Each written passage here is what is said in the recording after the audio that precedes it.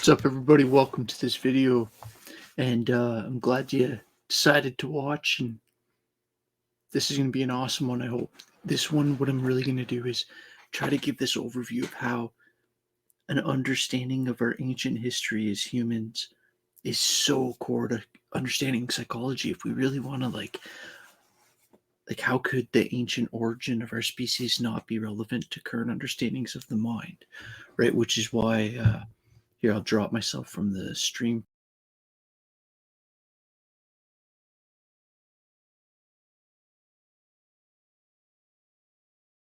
What I'm going to do with this presentation.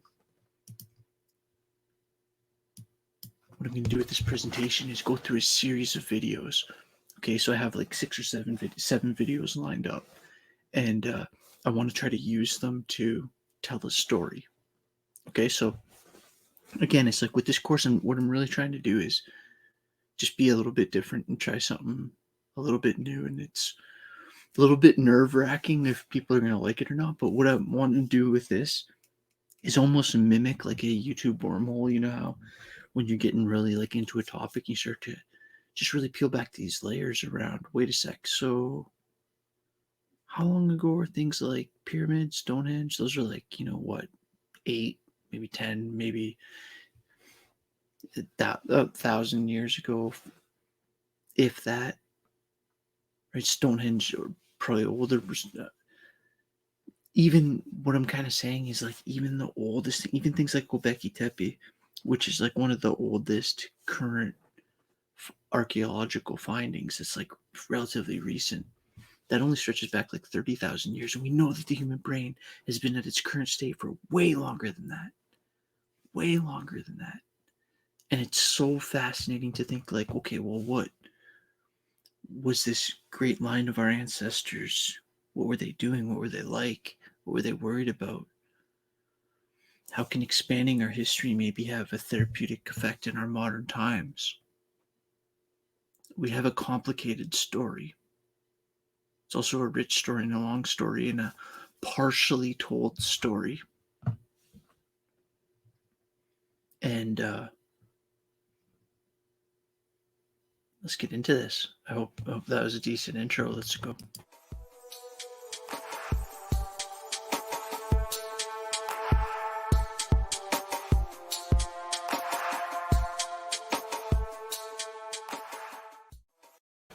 So you always know things are going to start awesome when the source of the first video is a channel called The Hybrid Librarian. But this one's awesome. Students always like this, especially if you're new to this topic. So I'm going to kind of today, just to give you a scope of where we're going, we're going to be looking at this idea of let your mind kind of just play with for a sec the idea that there was humanoids that weren't Homo sapiens. And okay, I shouldn't even preview it. I should just let this video play.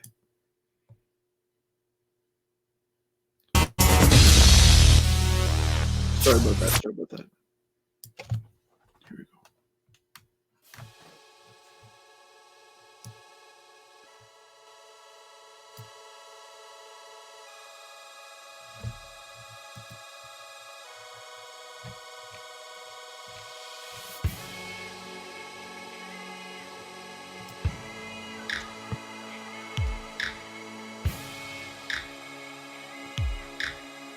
The Heidelberg Man. See, I love this. My parents live in a town called Heidelberg. I lived there for a long time. The Heidelberg Man. So oftentimes these places are going to be, or these hominids are going to be named after either where they were found or who found them, or oftentimes those where, or where the people are from.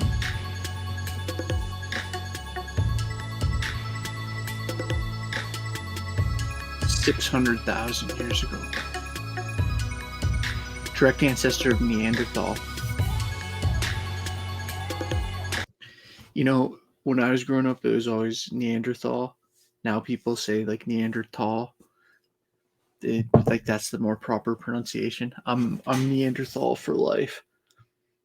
I'm old school.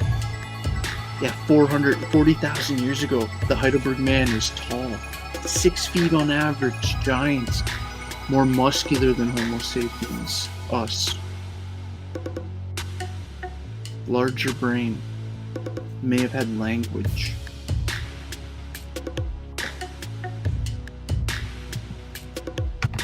Tool users.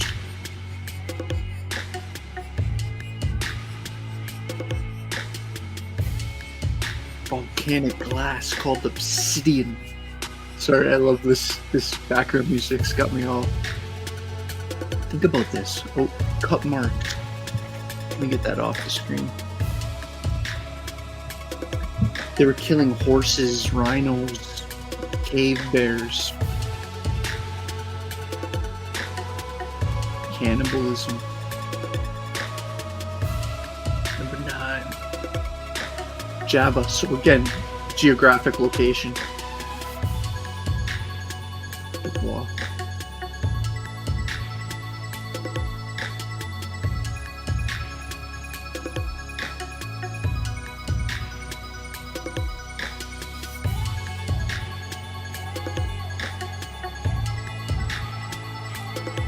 Yeah.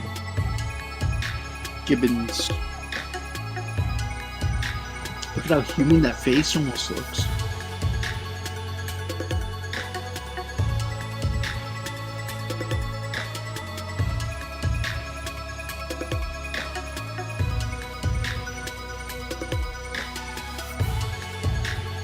Oldest ever at that time.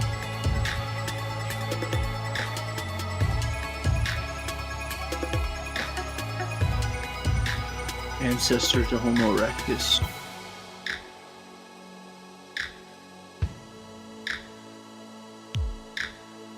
The upright walking ape, man.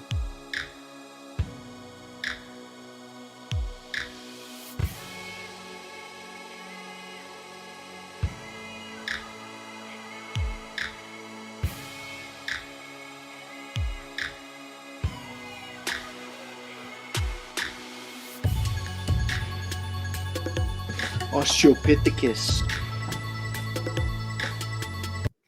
Here's like a kind of, you might find it hilarious or maybe not, side connection. It's like sometimes you'll hear, if you ever watch like the Discovery Channel Bigfoot shows or whatever, some of the experts on those shows or whatever think about Bigfoot's an Australopithecus.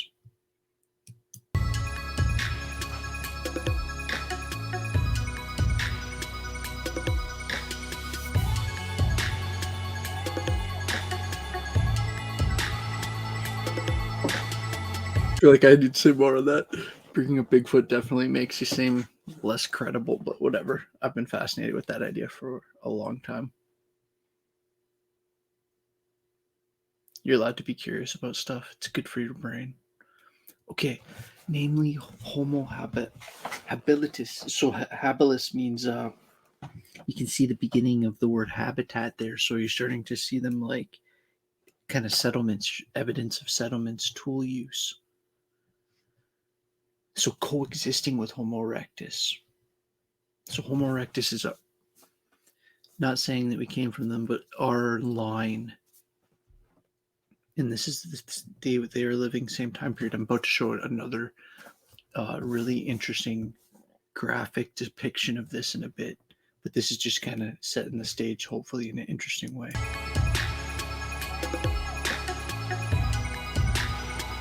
Possibly competed.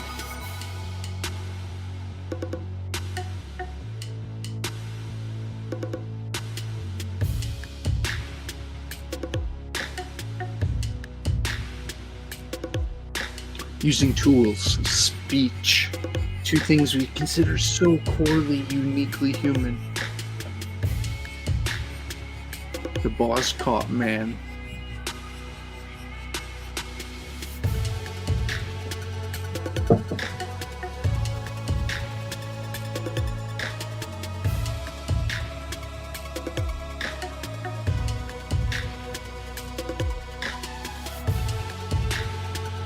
Really significantly bigger now.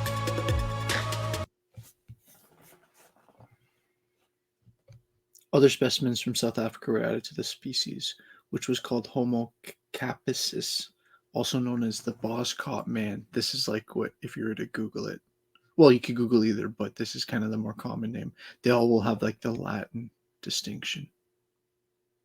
Did you know that that's because Latin's considered like a dead language? It's not going to change. So the meaning of something's never going to change, which is why like bone classifications, dinosaurs, medical words, legal things.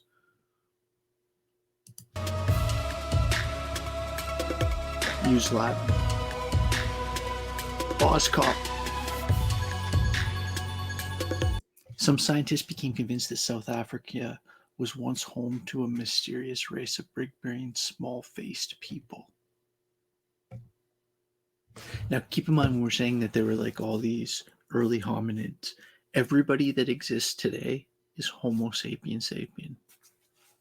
And which means Homo sapien at the most recent stage of brain development. But it's just so fascinating to think that there are the archaeological records show strong evidence of all these other species, hominids.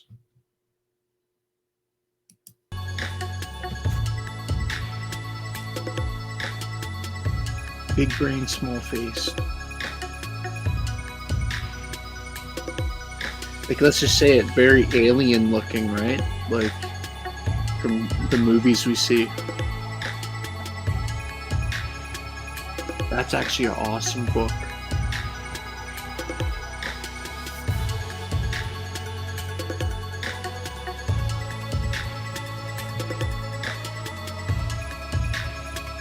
Right in the book, they say, like, if you're using like the brain size to body size ratio, which isn't a perfect predictor of intelligence, but it gets you very close in almost all scenarios. They had a skull brain capacity that had like 30% larger, indicating a larger forebrain, or indicating the possibility of a larger forebrain and possibility of a very high IQ.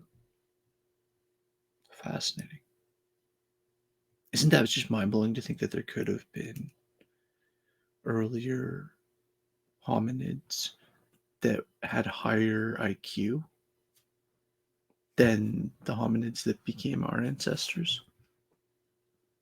Again, like the value I think in looking at some of this stuff is to just, one thing I'm trying to do with this course is like, I think there's a therapeutic aspect and also a really important kind of academic value in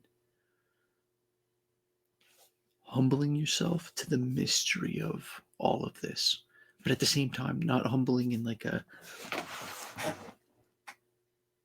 submissive way, but humbling in like a respectful way of just how complex it is and how fascinating and interesting it is, and let yourself get fascinated. Like, it's, yeah. So anyways, I'm getting all ramped up. I'm only on the first video. Boscott man. Let's keep going here. I'll cut myself off. Number 6. The Denisovians. Okay, so just even more interesting. So the Denisovians, yeah, linked with the Tibetan people. Another fascinating story.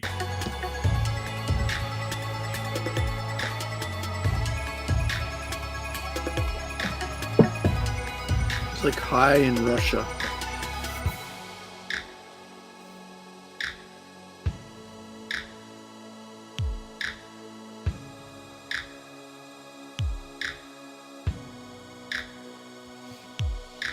See, it's like they just need any like the ability to see, like they say, like they haven't found the full skeleton, but they've been able to sequence almost its entire genome already. Because it depends on how the body got preserved, right? If it was in like peat moss or in like frozen, if there's hair at all. Their genome recently revealed it contains unusual snippets of DNA that seem to come from an as yet unknown species.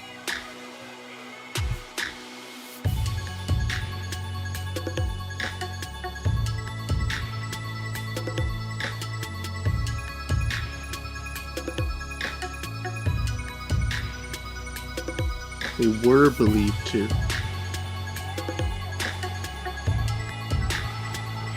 Yeah, recent studies showed that the Tibetan people.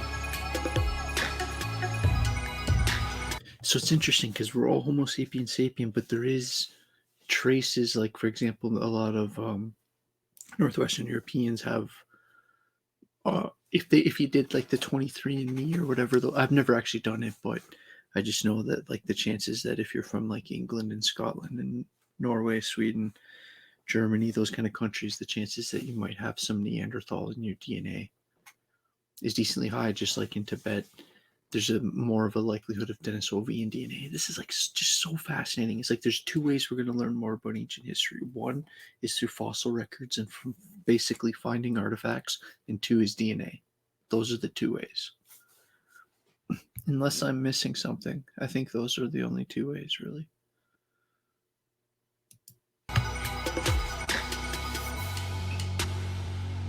Yeah, so like, sorry to keep doing this. I'm going to pause this a million times probably, but according to the researcher, that might be related to the Tibetan people's ability to basically process oxygen highly efficiently. And they were also saying, because if you just Google that, there's like a really good article about it, either by National Geographic or Scientific American, or they talk about like how it also has something to do with vitamin D, I think, or one of the main vitamins. And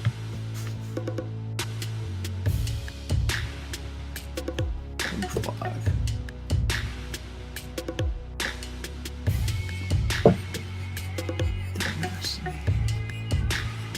This is in Russia, kind of, well, Georgia, near Russia.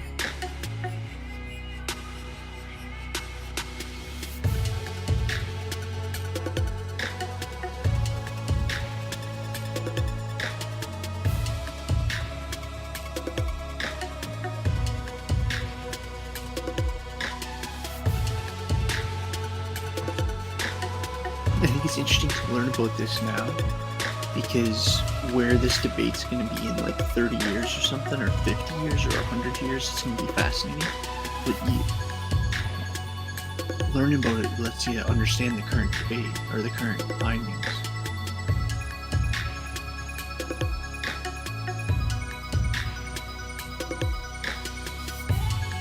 Migrate to distant continents. Think what that could mean. The Pengu man is now in China. Oops, sorry. Taiwan, sorry.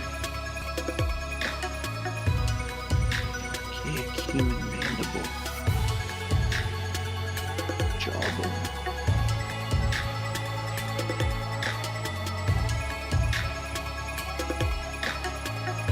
So it was like found with in this findings, right? Like that's how it usually happens. They find something that's out of place.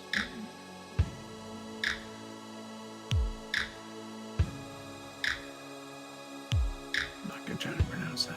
It's Genesis.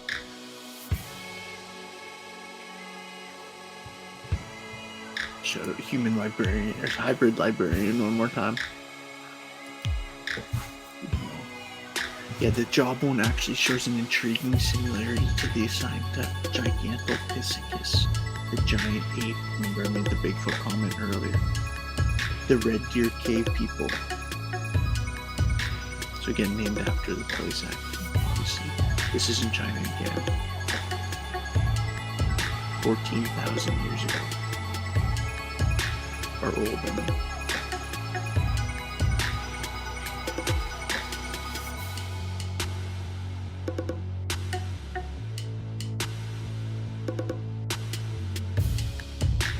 Think about it, like these Red Deer people or whatever were like cooking and stuff.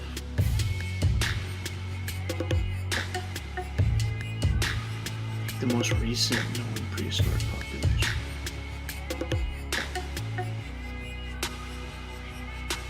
This would be trying to reconstruct what they would look like based on fossil records. So again, remember fossil records, DNA, those are the two ways.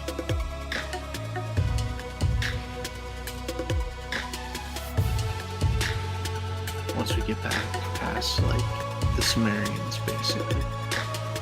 Homonadali. This is fascinating. This cave find. Check out this. I'm gonna pause in a sec here.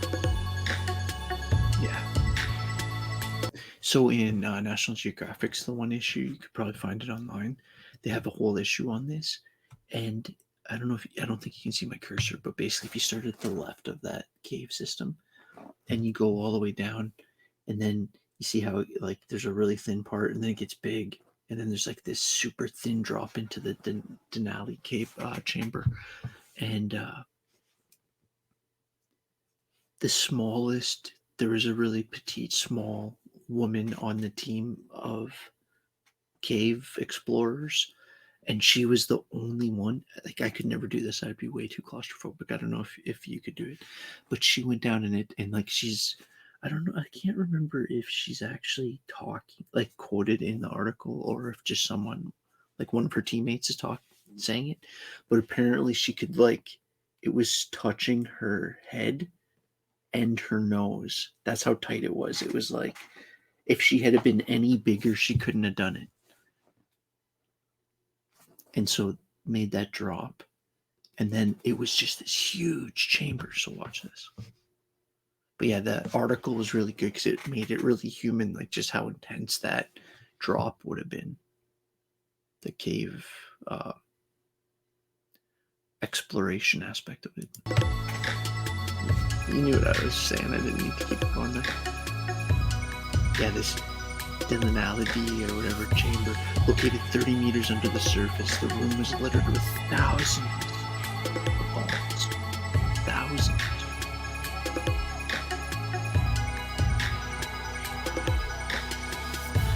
So this like weird combination of Australopithecus, what we've been talking about, and like later hominids.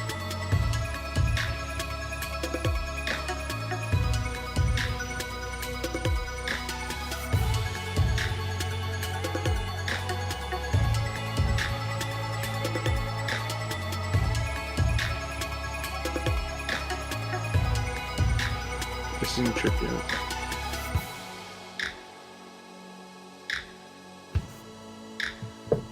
This is in Florence. This is like southeast. This is Indonesia.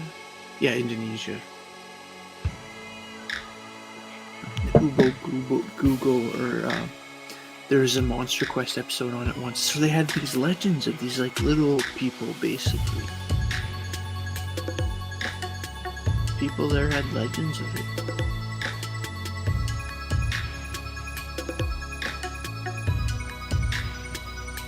You know, is it possible that their ancient ancestors actually saw some and it got like embedded in their mythical cultural stories? Because the fossil records would suggest that their time periods overlap, right? So that's not me making some crazy radical claim. I'm going to show you some interesting stuff about that coming up.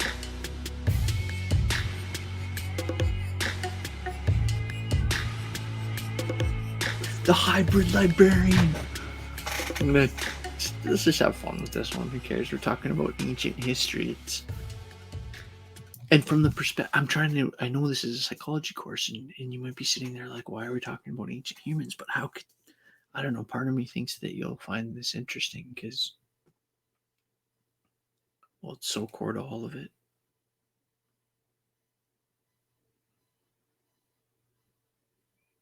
That was just the right one. Yeah, okay, so. Okay, shout out the American Museum of Natural History. Just gonna set up the next one. Yeah, this. I'll go full screen for you for a sec while I'm doing computer stuff.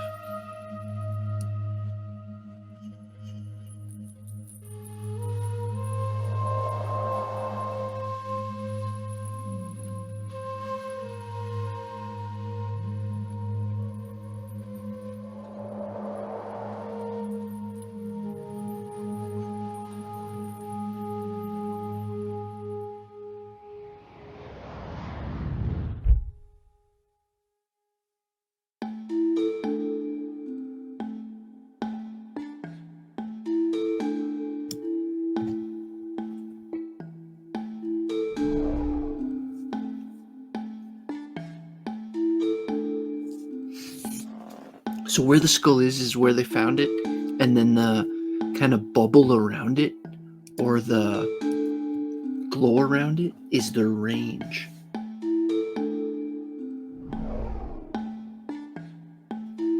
I got the next video set up now too. I'm gonna do them one at a time. Yeah, so think about this, already walking. Okay, sorry, I wasn't being vocal enough at the beginning there because I was switching videos. So check out this across the bottom here. It goes from 7 million years ago, 6 million years ago, 5, 4, 3, 2, 1, all the way to present. And then it's going to show you like the skull is where they're finding these fossil finds, and then the range that they're finding evidence that they traveled this far. So why that's relevant is because once you start seeing the glows overlap, it's like those are the most interesting documentaries that, may never be made. I'm obviously kind of joking, but like imagine a Netflix series on the first time these two like early hominid species saw each other. Like what happened? Was it war? Was it intrigue?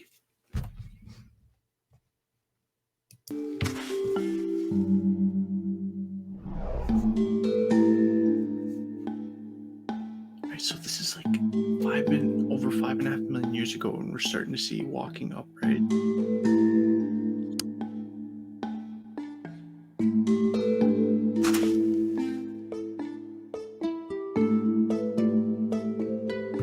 So our ancient ancestors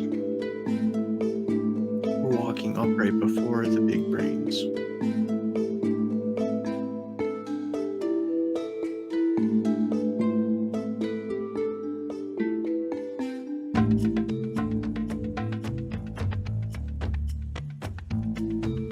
Yeah, I should be kind of specific with my terms there, because I was just thinking like ancestors is because we have ancestors within our species, but like within Homo sapiens, but then we also have from a biological perspective, as mammals, we're on like a evolutionary family tree.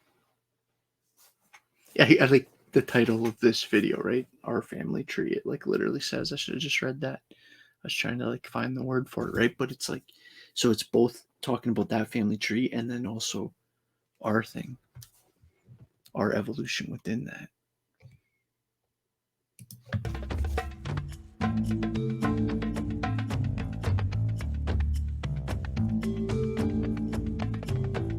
So still mainly in trees. Right, so like you can see, because the toe is in a position to hold a branch in the fossil records. So look at the overlap on the right there.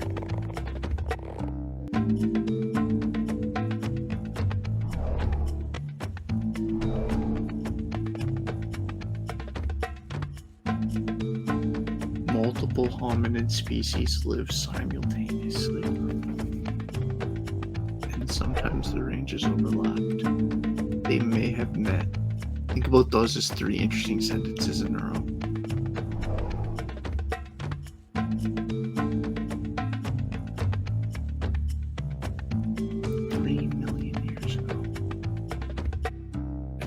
Like, I don't know, 1,000 years ago is the Roman Empire. 1,000 years ago.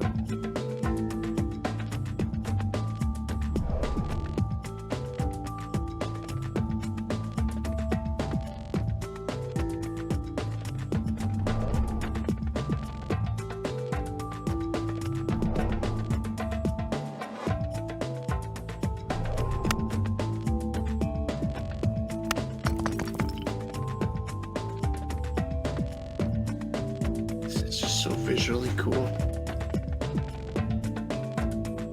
It's like, look at the incredible overlap at this point. Now we see Homo erectus leave Africa, right? So we start to see it in the fossil record. About 2 million years ago, Homo erectus becomes the first hominid to migrate out of Africa.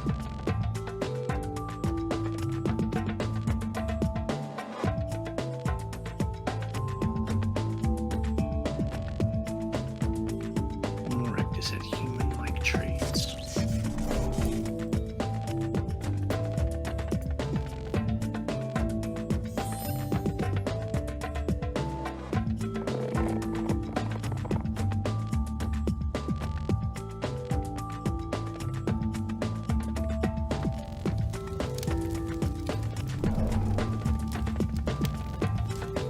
remember Homo Heidelberg. I think when the word homo is in front, I think that refers to that we think that they were using language.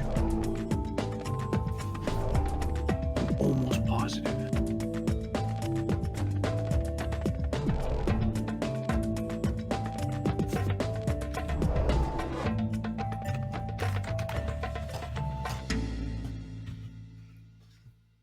I'll look that up after it. I just always have thought that, but I've never really questioned it. Homo sapiens were highly adaptable because they say Homo neanderthal, Homo erectus.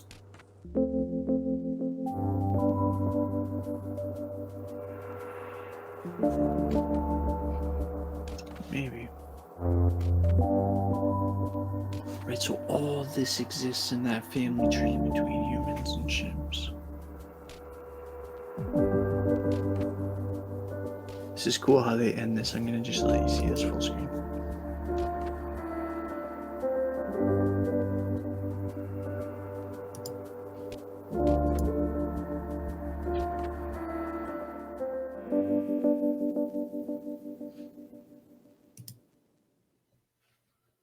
Okay.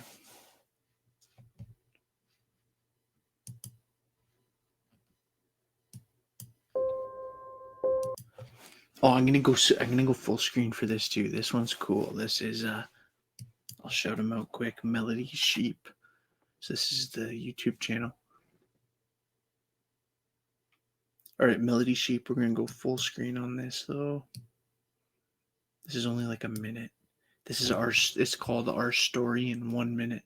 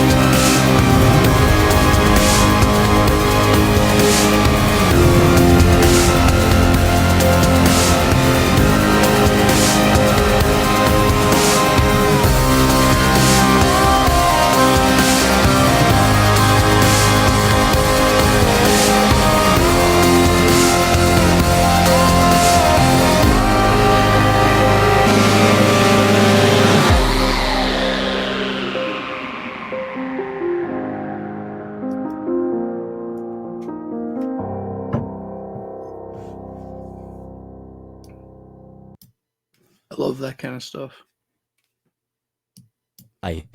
With an estimated 3.8 billion years of ASAP existence and science. evolution on Earth, it's an odd thing indeed.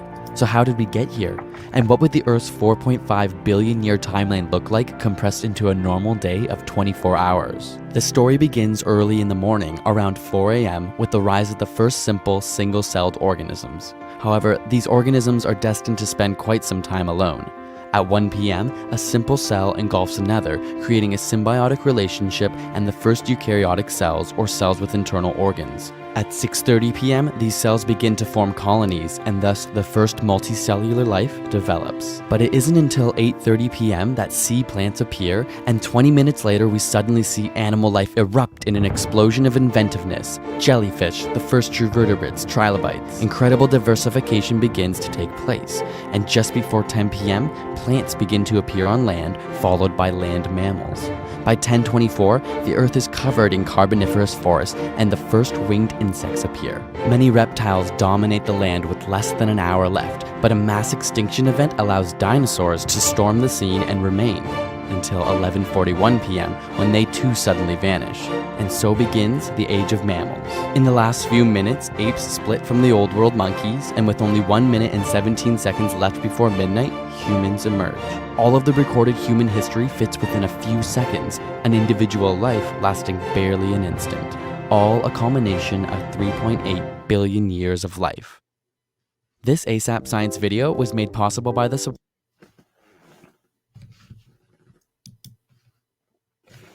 Yeah, I was about to say, like, you know, I support ASAP Science. Actually, like those guys. Actually emailed them and asked them. They're one of the peoples that got back to me and were like, "Yeah, you can use the videos." So did American Museum of Natural History.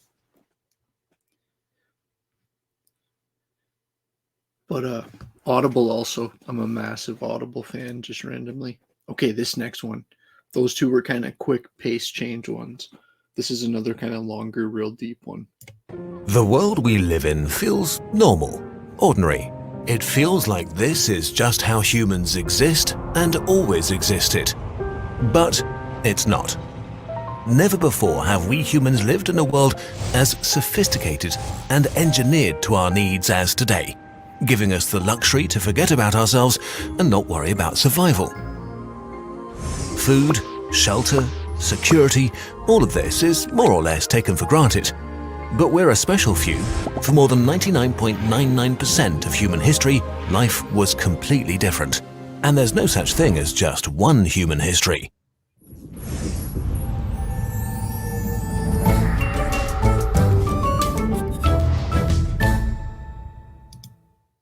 Our story begins 6 million years ago, when the tribe of Hominini split and our relationship with the apes ended. 2.8 million years ago, the genus of Homo, the first humans, emerged. And keep in mind with all this, like, the understanding of, I already said this, but the understanding of all this in like 10 years or 50 years or 100 years, it's like, it's going to be so different probably, but still, it's like understanding the kind of current state of our understanding on it kind of will help you make sense of new developments.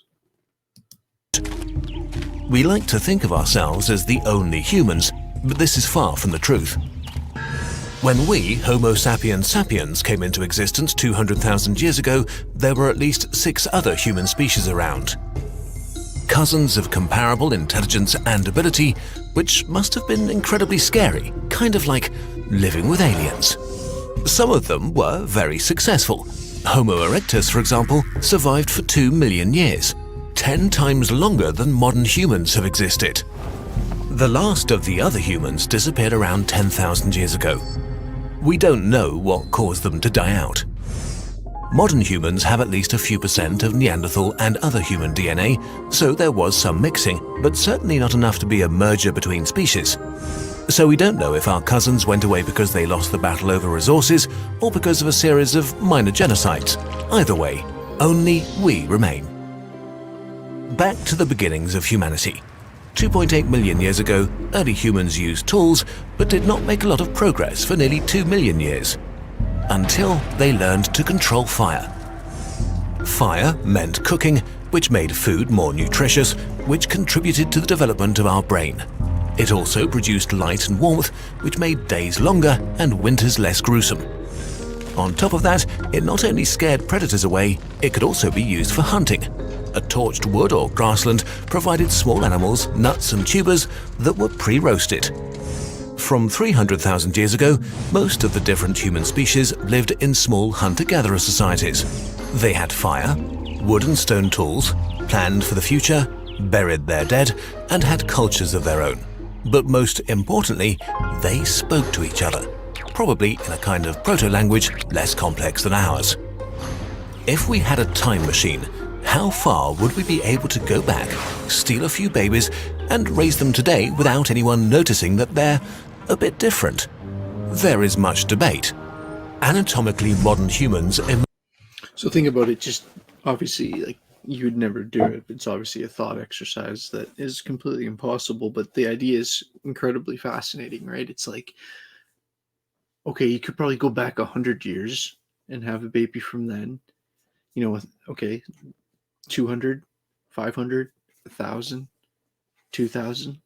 5,000, 10,000, 20,000, 50,000, 150,000, right? This is kind of what they're asking, like, how far?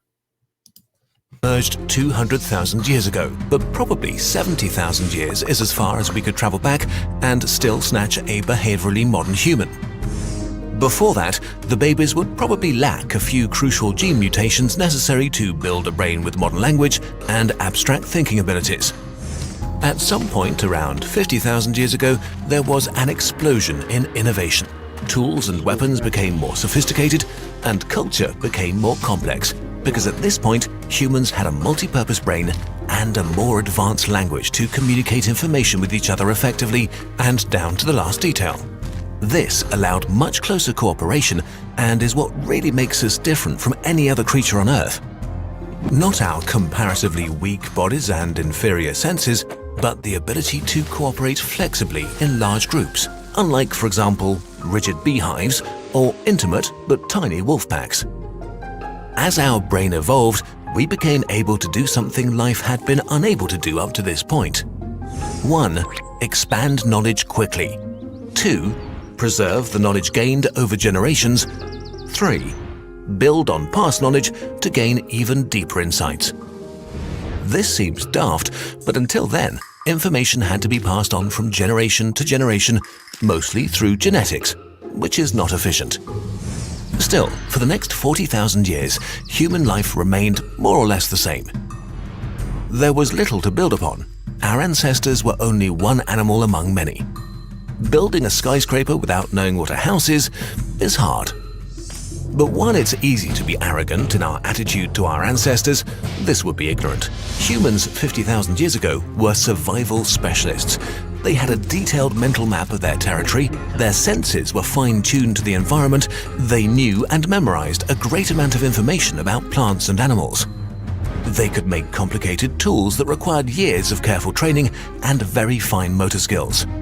Their bodies compared to our athletes today just because of their daily routines, and they lived a rich social life within their tribe.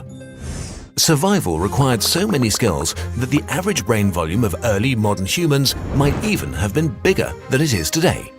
As a group, we know more today, but as individuals, our ancestors were superior to us. But then, around 12,000 years ago in multiple locations, humans developed agriculture. Everything changed very quickly. Before, survival as a hunter and forager required superb physical and mental abilities in all fields from everybody.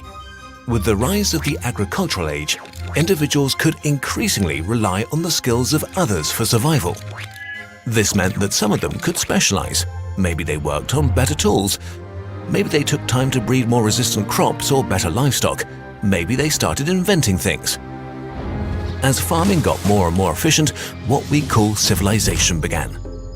Agriculture gave us a reliable and predictable food source, which allowed humans to hoard food on a large scale for the first time, which is much easier to do with grains than meat. The food stock required protection, which led to communities living together in tighter spaces. First, early defense structures were built. The need for organization grew. The more organized we got, the faster things became efficient. Villages became cities, cities became kingdoms, kingdoms became empires.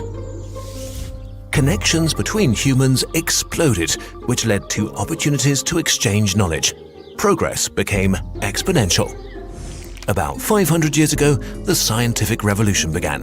Mathematics, physics, astronomy, biology, and chemistry transformed everything we thought we knew. The Industrial Revolution followed soon after, laying the foundation for the modern world. As our overall efficiency grew exponentially, more people could spend their lifetime contributing to the progress of humanity. Revolutions kept happening.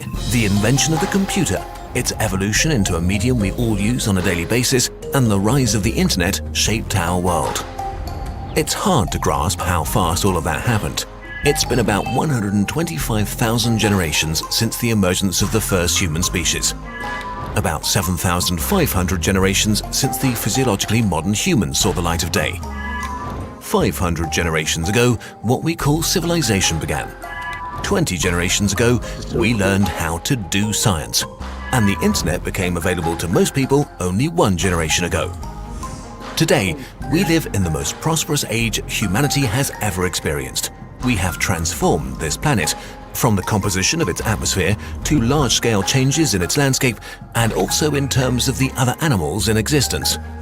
We light up the night with artificial stars and put people in a metal box in the sky. Some have even walked on our moon. We put robots on other planets. We've looked deep into the past of the universe with mechanical eyes. Our knowledge and our way of acquiring and storing more of it has exploded. The average high school student today knows more about the universe than a scholar a few centuries ago. Humans dominate this planet, even if our rule is very fragile. We are still not that different from our ancestors 70,000 years ago, but your lifestyle has existed for less than 0.001% of human history. From here on, there's no saying what the future holds for us. We're building a skyscraper, but we're not sure if it's standing on a solid foundation or if we're building it on quicksand.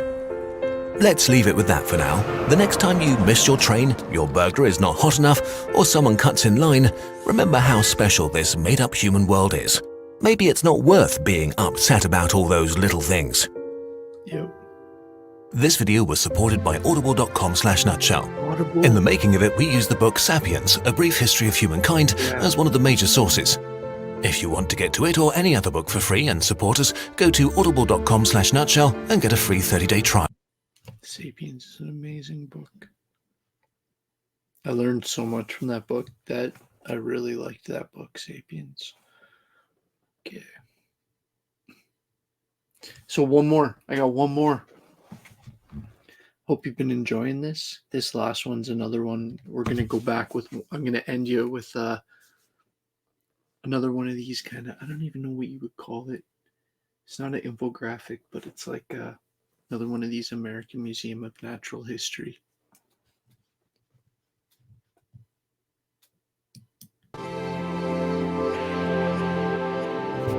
Visual artistic depictions, maybe. I was going to put their tag, but they have it right there. Neanderthals became extinct about 30,000 years ago, but many people today carry portions of their DNA.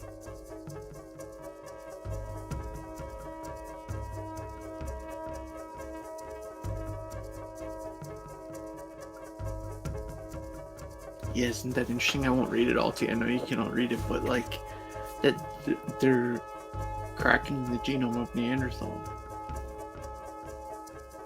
I think they've already fully mapped it at this point. When modern humans migrated from Africa to Europe, some bred with Neanderthals.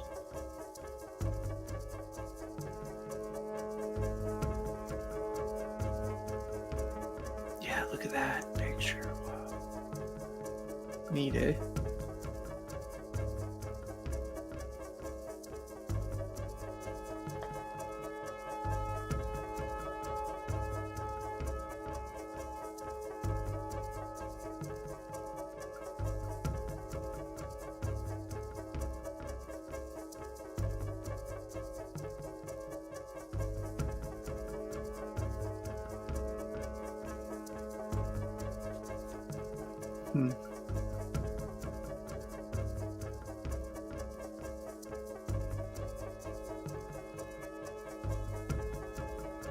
It makes sense there'd be a geography aspect to things, right? Like everything in nature seems to be related to geographical, or not necessarily, like situational adaptation.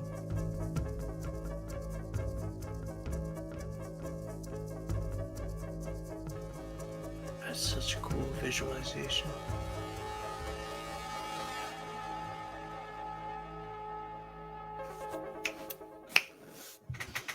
All right. Hope you enjoyed that. That was my attempt to show you this idea of human origins. And again, I'd recommend that book, Sapiens. And the kind of point of this was to just... The human story is fantastic. The story of the Earth is fantastic. The story of the solar system is fantastic. The story of the universe is fantastic. It's like... It's therapeutic to think about these fascinating things, and it's also important to understand that when we're talking about some of these psychology topics the human mind, especially when we're talking about people like Jung and we're talking about this like deep connection to our past. Well, yeah, we're talking about like thousands and thousands of years. Like a couple of those videos made the argument that like we've been at people that you could cognitively identify with for 70,000 years. All right, I'll leave with that point. All right, I hope you have a great day, and cheers.